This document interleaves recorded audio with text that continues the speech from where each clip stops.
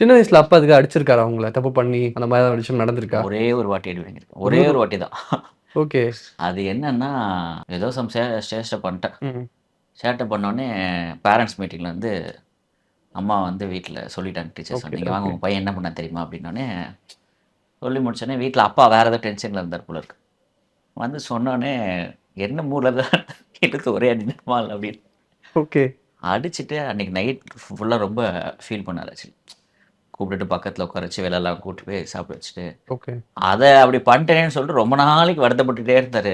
"என்னையும் இப்படி பண்ண வச்சுட்டே" அப்படின்னு சொல்லிட்டு, அந்த ஒரு டைம். அதுக்கப்புறம் ஆனா பயங்கர டென்ஷன். அவரு வந்து பயங்கர ஷார்ட் டெம்பர் டென்ஷனா இருப்பாரு. ஸோ அந்த மூட பார்த்து நாங்கலாம் அண்டர்ஸ்டாண்ட் பண்ணிப்போம். இப்ப ஓகே, வீட்ல டிவி பார்ப்போம், எல்லாமே ஜாலியா இருப்போம் அப்படின்னா, அவருக்கு எப்பவும் எங்க வீட்ல அதிகமா டிவி ஓடாது. நியூஸ் சேனல் ஓடும்.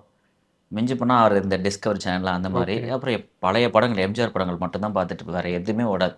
ஓகே.